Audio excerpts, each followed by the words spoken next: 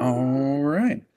I believe we're going to have Sunbear joining us as well, but we can go ahead and get started. So, we are going to start this week with a few updates, and then we will into some questions. So updates first. Let's see. Oh, there's Sunbear too. Hey, Sunbear. So in terms of updates, we've got a few people that have a few different updates to give, and we are going to start off with Magnus.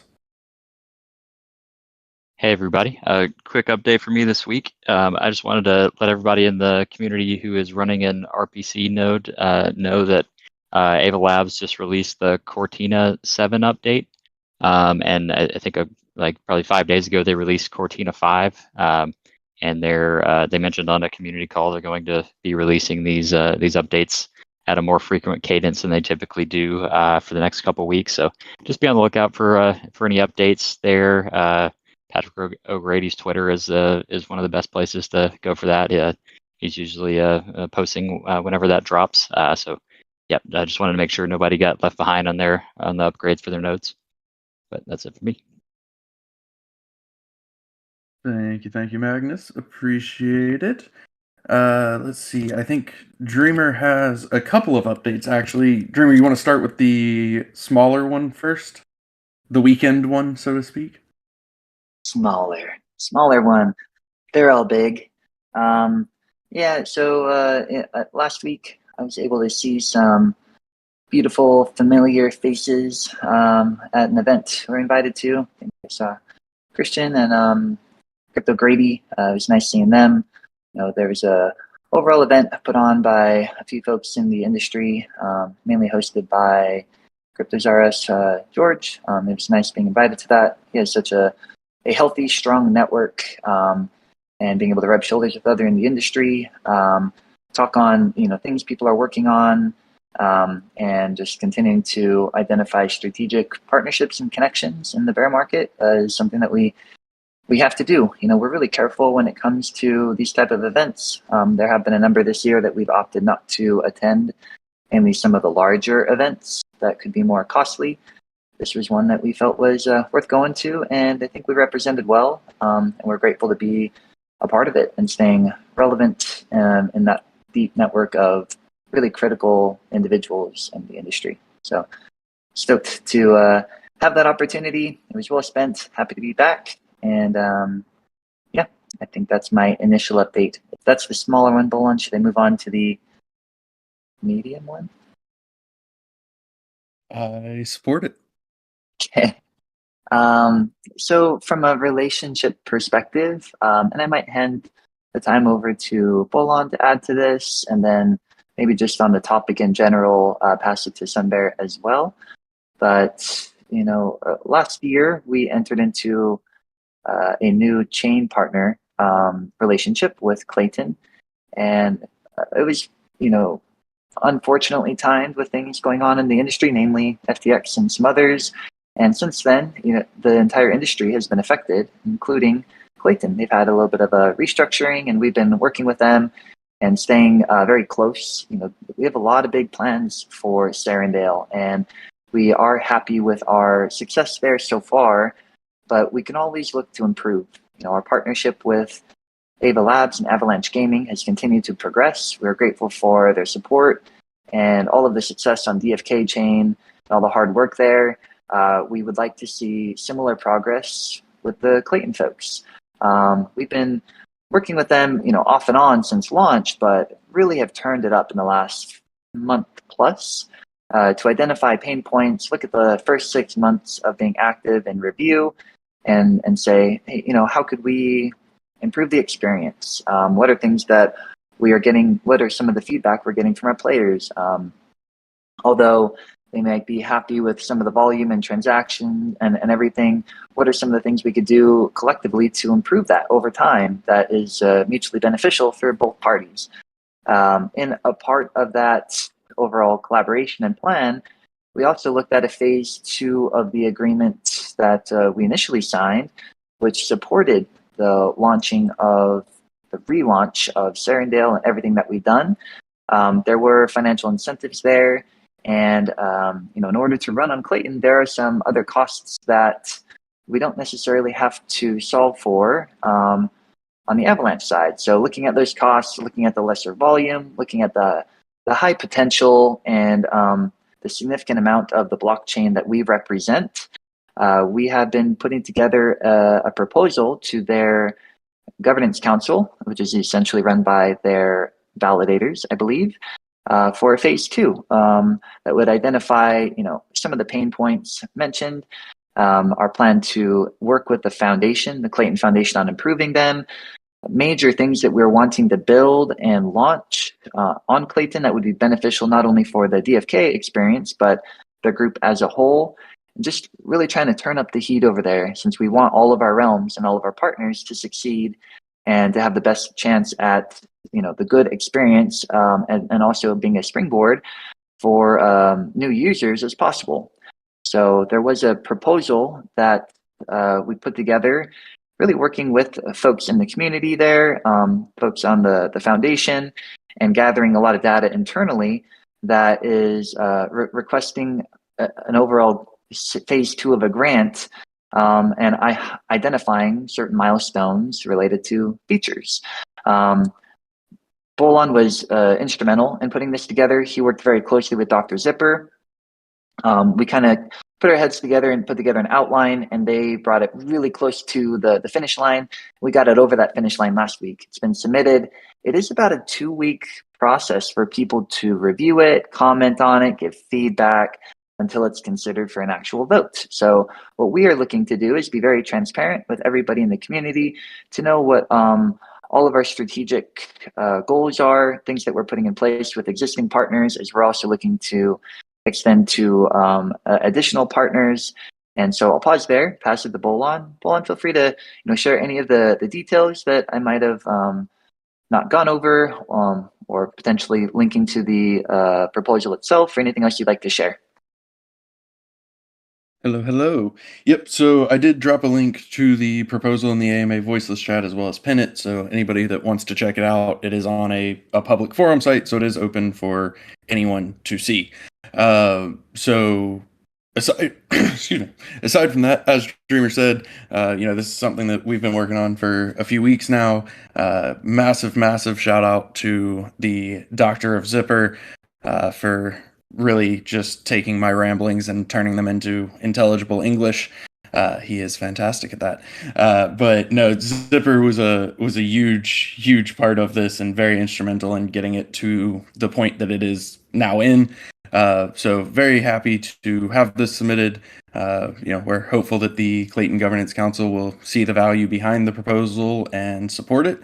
But like Dreamer said, and I think it's going to speak a little more to as well, it's all part of a forever, always happening initiative to just be, evaluating everything that we are doing, what we could be doing, and what we should be doing, and finding ways to, work together with our partners and maximize every relationship for both sides. And so, the proposal is a lot of the value that we are bringing to Clayton currently, and the value that we could bring to Clayton in the future, as well as, how Clayton can also help to, make it a better experience for our players and for our development. So I'm going to hand it back to Dreamer. Yeah, there's a question that came up. I was just scanning the voiceless chat. It said, if they do not approve, are we looking at a new chain? We're not really focused on this being an overall ultimatum of sorts. There's a lot of work to do on the Clayton side in order to improve that experience. Gas relative to DFK chain is quite high. Supporting the chain operationally is costly. A lot of the features that we're releasing, it does take a tremendous amount of work to make sure that testing, execution, and maintenance ensures a good experience. Some might have noticed that the Bazaar was launched mainly on DFK chain. That's very intentional.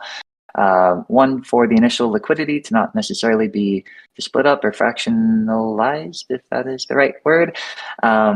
but also, this is a moment to make sure that if you look at the analytics behind the proposal, even with our 20 million plus transactions in the first 6 months, which relative to DFK chain is quite low, relative to the overall activity on Clayton, it's quite high. I think the actual amount was in the range of like 50-ish% of overall gas in the last trailing 30 or 90 days. Don't quote me on that. It is in the proposal. But if you are a recipient of that proposal, you might see, wow, DFK not only did what they said they were going to, or Kingdom Studios not only launched the product of DFK as they planned on it, they've added a tremendous amount of new features that weren't a part of phase one, even overcoming all of the pain points, incentivizing activity there.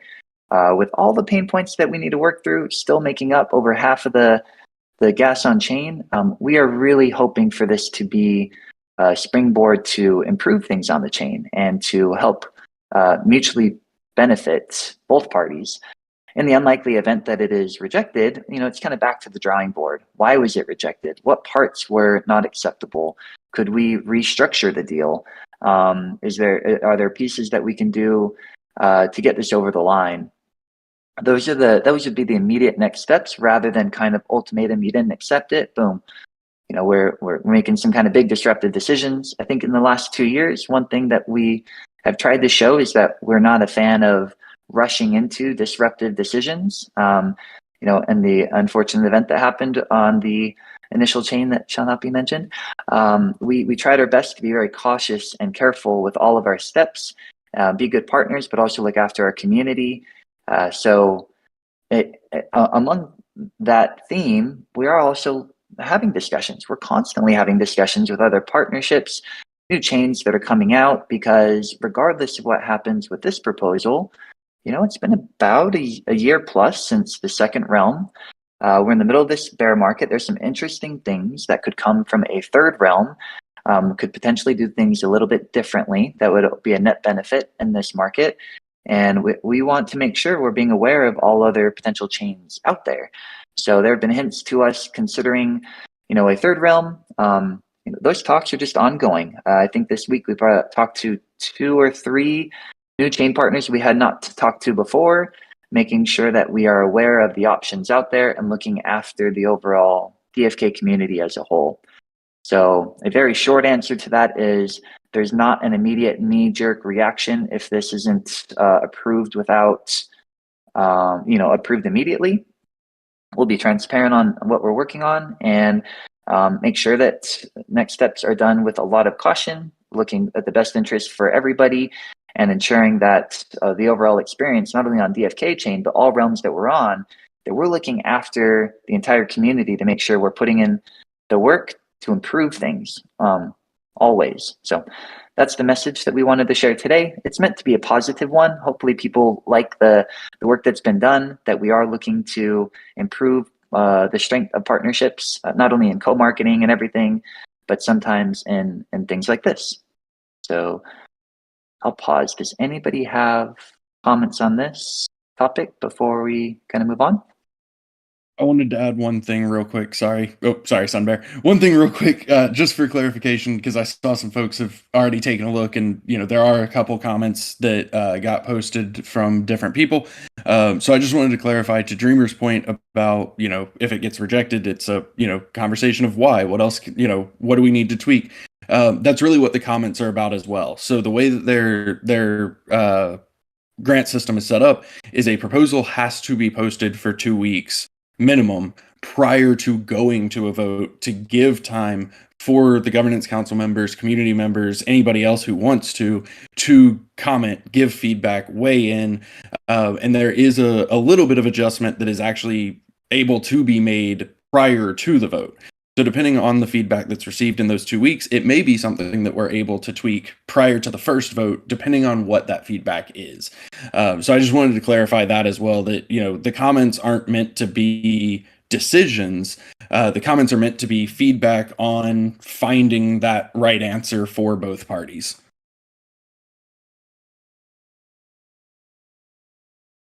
Yeah, and I was just going to add to a couple of the comments that have been made. Being on the business development team, we really ask ourselves constantly, like, what is good business? What is good development? And I just really like the way that Dreamer, you're talking about this. Part of it is just really being connected to our partners, our potential partners, our community. Like we've taken several meetings over the last, forever, that are recommended by our community. We've had other chains or other partners come to us and say, hey, we've got an idea of what this might look like.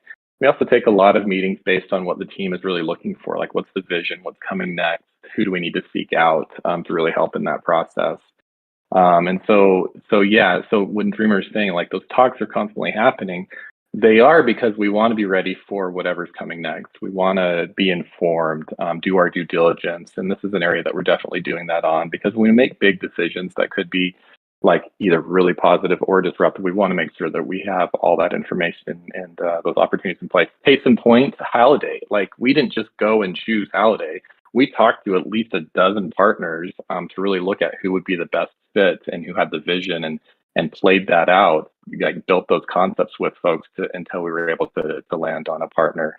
Another exciting thing we're doing right now too, you just heard us announce Swipelux as an on-ramp that will be in game. We have talked to at least another 10, 12 partners in that arena too, and you'll see several of those actually be integrated with DFK Chain in game and launched over the next few weeks, so that we have global coverage as much as is possible for easy on-ramp and purchase within the game. So again, just looking for those partners that line up with us with integrity, vision, innovation, transparency, the values that we hold as a team.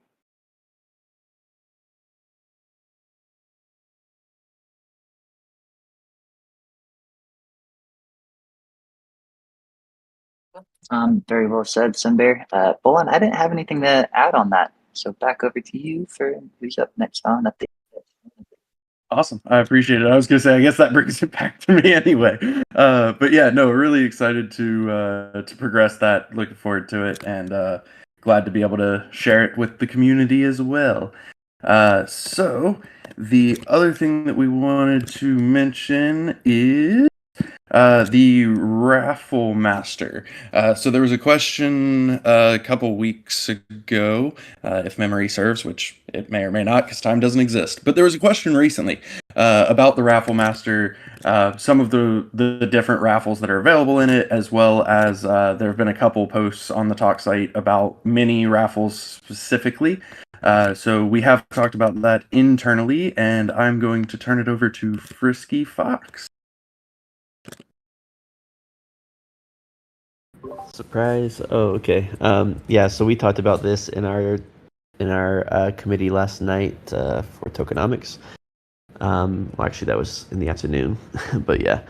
And there was a lot of ideas about ways that we could improve it and change it and like sort of like rebalance it.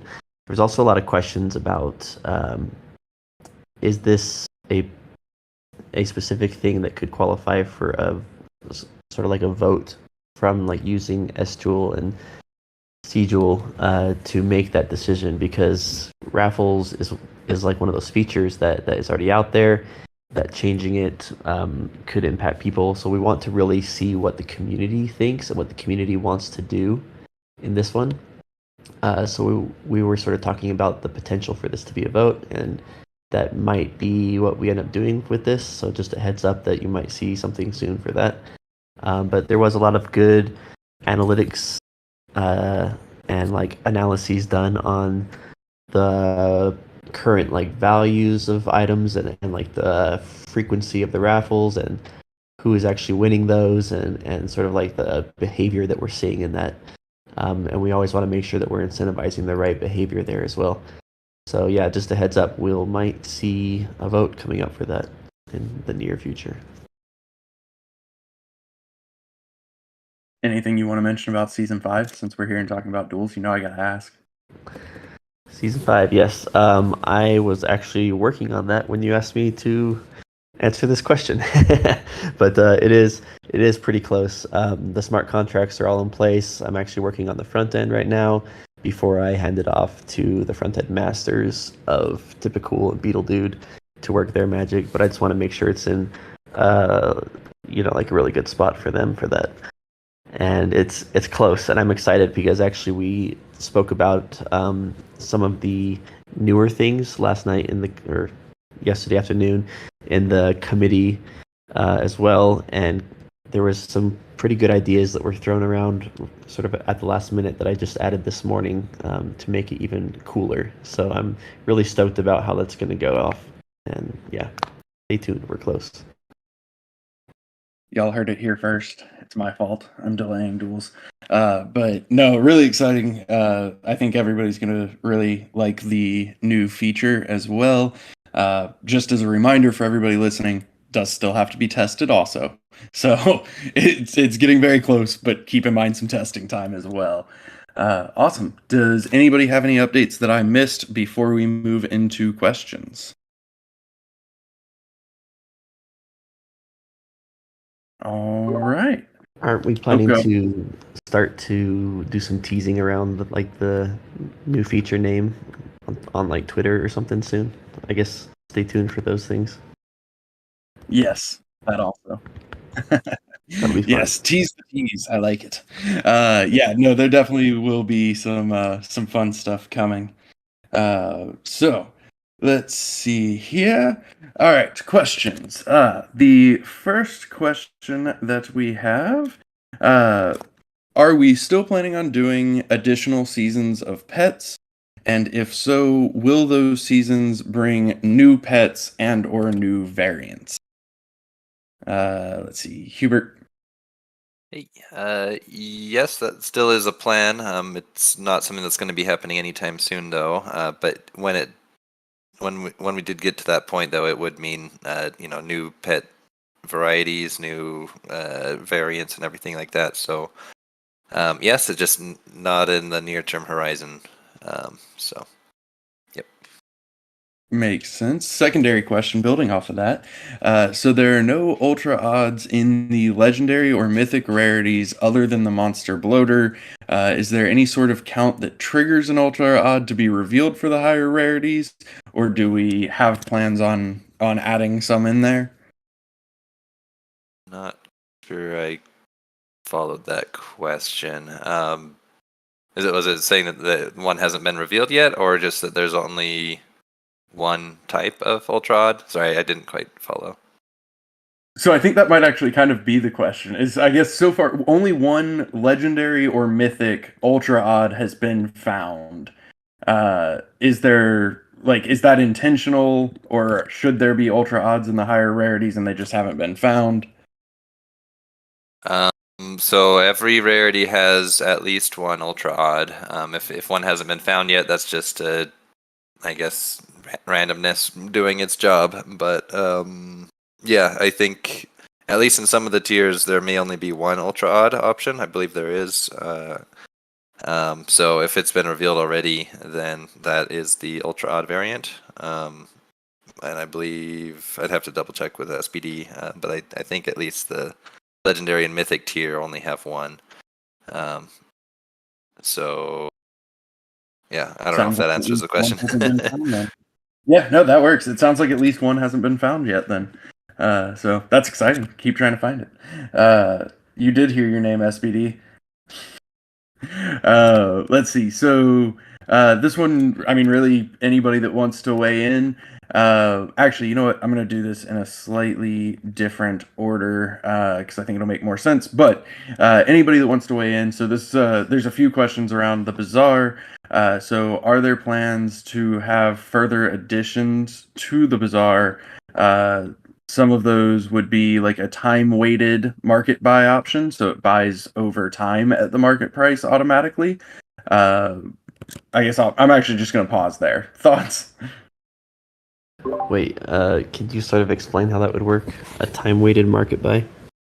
Yeah, so basically it would be market buying or selling a certain quantity every hour or every day, or so instead of going and doing, I'm going to buy 100 moksha runes at market price right now, I'm going to buy 10 an hour at market price automatically for the next 10 hours.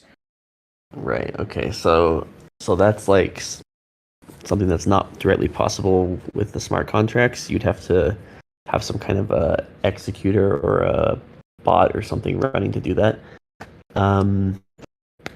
it's theoretically possible to set something like that up. It's just something we haven't thought about before. And of course, anyone else could just set up their own if they wanted to do that as well. But yeah, that might be outside the scope for now, I think. Gotcha. No worries. Let's see. So I guess any other thoughts on future things that we want to add to it, which kind of flows into a second question, which is just the long-term vision for the Bazaar.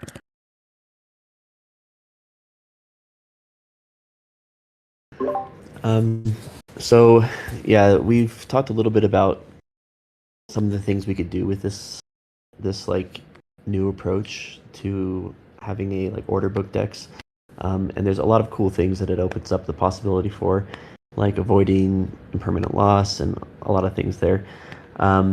So, you know, it basically supports like limit orders and market orders natively, which is really cool. Things we could do in the future. We've talked a little bit about the stuff it could do for like equipment.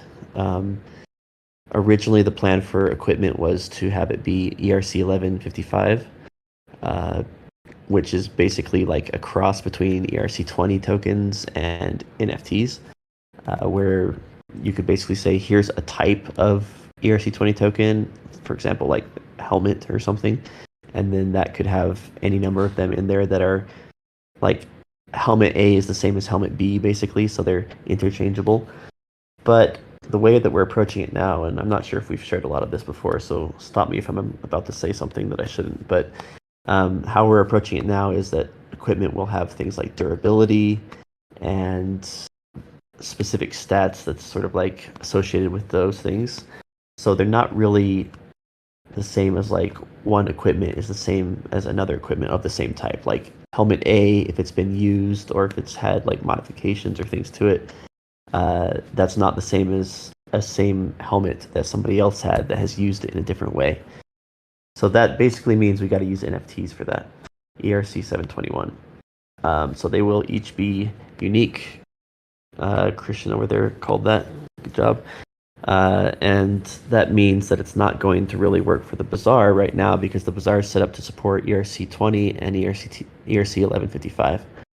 So the question was, should we support ERC 721 in the Bazaar or not? It's technically possible to do. The question comes from like the UX and like how do you filter those and how do you show each individual thing that might be different? Is it really a good place for that, or should we instead do something else?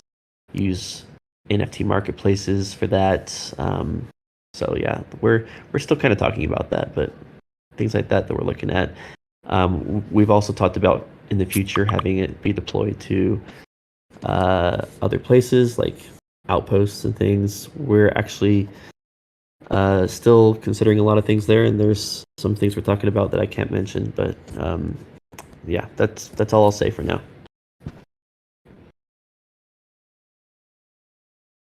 Very much appreciated. Anybody want to add anything to the long-term vision of the Bazaar? Or if not, we'll move to the next question. I can add a little bit.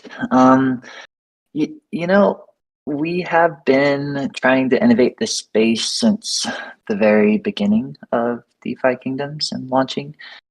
This is just another step in that. There are a lot of games out there that have economies with multiple tokens. And if you look at DeFi and trying to rely on blockchain technology in order to trade and create markets, it's a bit limited. If you look at like AMM style dexes, like the gardens itself, it's been hard for players to have an obvious, clean, safe place to list and buy and sell some of the game tokens and others. This is a huge improvement in that experience. It kind of changes how we look at raffles, how you look at maybe dual season rewards and rewards from questing. Whereas before, a player might come in and be like, "Oh, cool! I'm doing all of this because I want to use them personally." Whereas another might come in and say, "I'll use some of these, but I'm following the prices and wow, this is actually attractive to sell to other players that might be willing to buy them.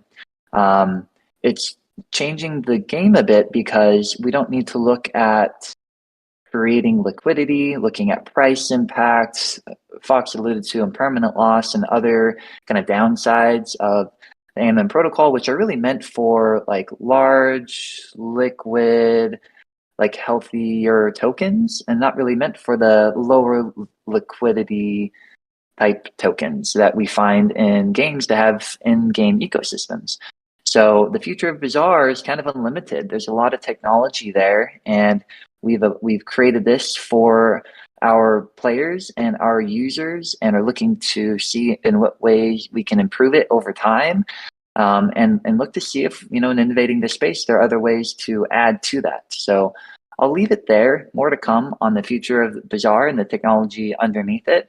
But we see this as an incredible piece of technology that we're able to enjoy, and we're going to do our best to maximize the overall return and ROI of the new feature. So, Bolin, that's all I got to say on that one. Appreciate it. And the difference too between 0 decimal tokens and decimalized tokens. AMMs don't do great with 0 decimal tokens. But yeah, really excited. Oh, go ahead, Fox. Oh, yeah. Just sort of want to second all those things and also say, part of the vision long term for the Bazaar is also to become a place for other projects that might come to build on our chain to have to use for their own things as well. So it's made already with that ability for you to basically paste in any address and trade on it. So that's something I'm excited about. Also, just want to give a shout out to the team for the Bazaar, because it was a very smooth launch, and that's always a feat. So kudos to everybody who worked on it for finding everything ahead of time and getting it in a really good place for a really smooth launch. It's very much appreciated. Let's see. So next question. Is it safe to assume that some weapons will be two-handed and some will be one-handed? And would certain items be eligible for that offhand? Yes to everything except for that last part. I'm not sure what that means exactly, but we do plan on there being offhand items. Though, so yeah. But yeah, as far as like offhand things go, that's like talking about the things like shields and more like support type items for specific classes, not necessarily other things. But yep. Good deal. Taking that concept a step further, can some weapons change between one-handed and two-handed? Likely not. Yeah, that's probably a little bit higher level of complication than we want to go. But I mean, there are, as you can see, like between the Dread Knight and like a Knight, the Knight has a one-handed sword and the Dread Knight has a two-handed sword. So, I mean, many weapon types have a two-handed variation, but yeah, being able to two-hand a one-handed weapon is not something that we're planning to do. Do you anticipate any classes having 3 hands? I guess we'll see. Came up in chat, I had to throw it out there. I mean, awesome. yeah, we've seen in some other games that certain classes could one-hand a two-handed weapon if they're strong or something, so who knows?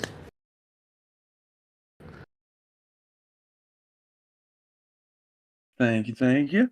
Let's see. So the next question: has any thought been given? Yes, is the answer. But so Jeweler and Halliday. So user currently has MetaMask or whatever wallet they're using. They have staked in the Jeweler. They have power-ups in the Jeweler.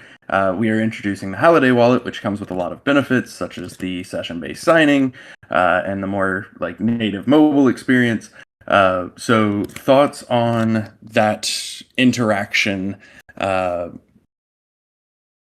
I mean, I can kind of speak to it, but I'm the least technical person on stage right now. So, Magnus, yeah, there you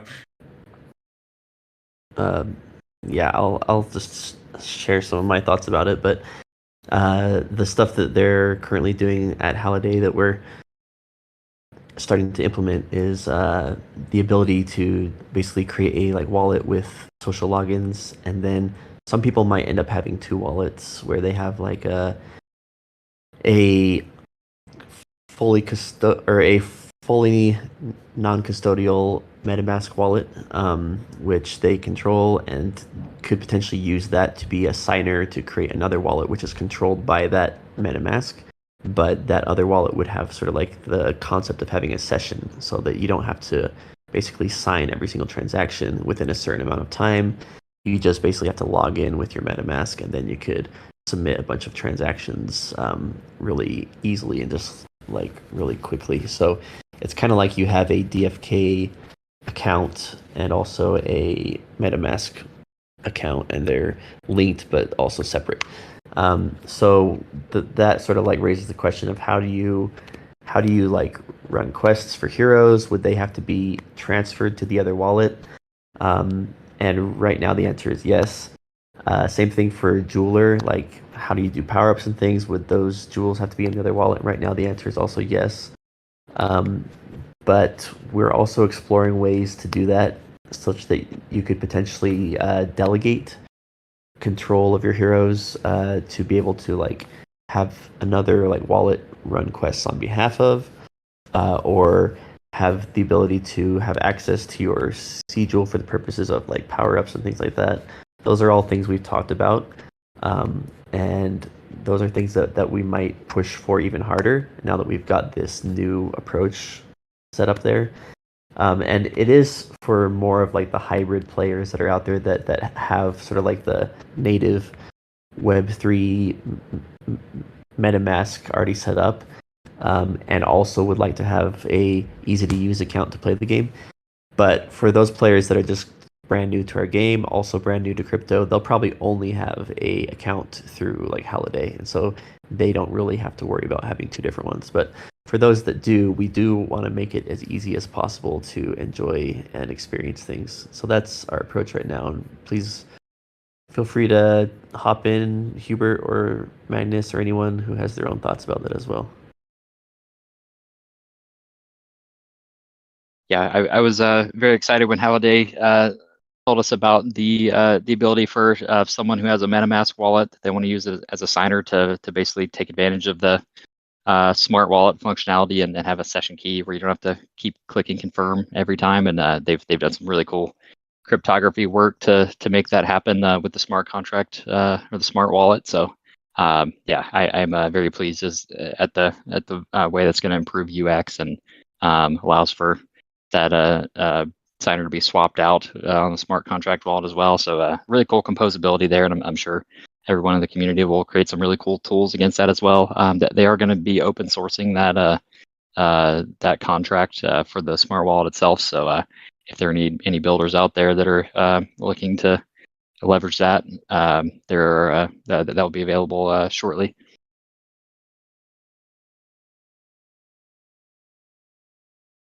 Fantastic. Very much appreciated, and appreciate y'all saving everybody from my very non-technical response. Let's see. So I know we carried a couple questions over from last week for Beetle Dude. He is still traveling, so we will still hold those, but I do still have them. Let's see. So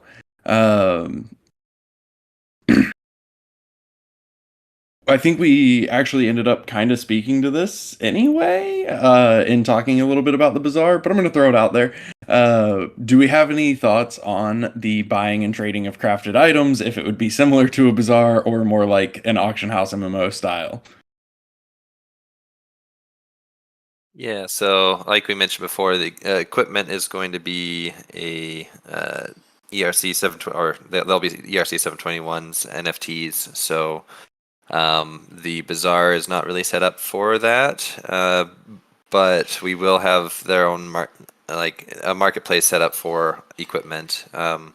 But with crafting as well, you're not always going to be crafting just the end product. There are also intermediate products that need to be crafted that would still be just standard tokens. So for those things, those would be something that you could use the Bazaar to buy and sell. And yeah, as far as like I guess the features tied to how we buy and sell equipment, we have tested out like a few things before. I guess really one with heroes with a like sliding price on that could like either go up or go down over time.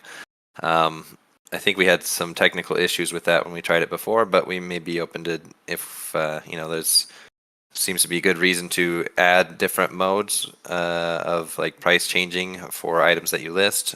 We could look into doing that again, but I guess at a bare minimum it would work similar to what we have right now for heroes and pets, with customized filtering and whatnot specific for equipment.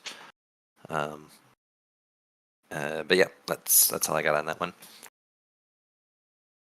Awesome. Thank you, good sir.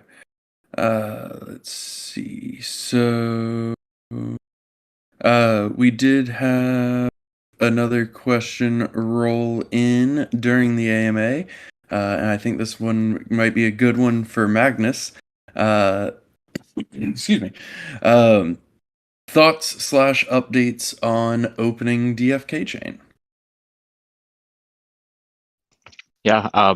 So Fox actually wrote a contract this week to enable some functionality with Halliday, and there's also some changes coming on that Ava Lab side to kind of streamline that process. But we do now have the ability to basically have like a request model where you can fill out a terms of service. And there's just things we're thinking about. We haven't landed on anything yet. Let me just preface that, but yeah, the functionality is there to be able to basically like request access to the deployment whitelist to be able to deploy contracts on DFK chain without needing to completely remove it. So we're definitely I'll just say the technical piece is there, but there's some key decisions we need to make on that front. But it is we are taking steps in that direction on the technical side of things, and I'll let Fox add if you'd like to on that. Sure, yeah. We had the vote months ago now about actually it was a RFC, not really a vote, but it was just about what approach should we do to open up our chain. I'll drop that into the chat just in case anyone wants to go look at it. But there was a few things we discussed about, having it stay as is, and there's pros and cons there, removing the allow list and the pros and cons there, and sort of like other half measures, which is having like a terms of service of sorts where it's like you agree to not just spam our chain with a bunch of junk or something like that, which like we do want to ensure that our chain stays in a good condition to be able to run DFK and everything else that wants to come here and build that's like legitimate, but also have some like ways to potentially react if there's actors that are bad, and it's more about empowering all of you as the community that holds S-Joule and C-Joule to be able to actually make the decisions and enforce the terms there, because really it's us trying to make this be less centralized and more decentralized, having it be self-serve so anyone could come in and basically fill out a form of like sorts and say, I want access, I'd like to build, and then boom, they agree to terms and they have access without us having to sort of like look at each individual one and having us make the choice of yes or no, which really is not in the spirit of what we're trying to build, and also puts a lot of strain on our resources and sort of extra pressure on us as well. So what we're trying to do is make the best chain out there for games and have everyone come and create their games here, because it's a really awesome place to do it, and have interactions with other games too on the same blockchain. That's our dream and our vision there for that, and we want everyone to come and build, and we want to lower the barrier for that. So yeah, as like Magnus sort of alluded to, we took the first step towards that ability to do that this week. We deployed a contract that basically could be used as a stepping stone towards having something like that set up. So we'll be talking more internally. We might put up another vote of sorts to see if that's what people want to do, and then we'll see if that's what we end up doing. It's also entirely possible that we end up proceeding down a different path, but we just want to do what the community feels is best, so that we can have a chain where really awesome games can come and build and collaborate with each other in a easy and a decentralized manner. So, yep. I apologize for stealing your credit. I thought Magnus had written that contract. My fault. Fox wrote that contract. But yeah. Well, it was him and me, because I was actually traveling. I was on a plane at the time, and I was like, "Here's an idea that I wrote, but I didn't actually test." And then Magnus was like, "All right, I'll try it." And I think he might have tweaked it a little bit, and yeah, he and I both. Teamwork. I feel less bad now. But yeah, to that end, also, just as a reminder, we've said it before and I'll say it again. If you want to build on DFK Chain, in the meantime, before we get that in place, all you have to do is let us know. We have build.defykingdoms.com. You can reach out to myself, Zipper, Sunbear, really whoever you want. But, we're not opposed to people building on DFK Chain in the meantime either. So just let us know. But yeah, very excited to be taking steps in that direction. I was excited when I saw that question, because I knew we had something that we hadn't talked about yet. Awesome. So that does actually complete our questions for the week. So I'm gonna take. Oh, go ahead, Fox. Sort of wanted to just build on your comment a little bit, but we are speaking with other apps that are like wanting to come and build on our chain, and there's a few that we've like whitelisted and things. So there is a lot of progress there, and I'm really stoked about that.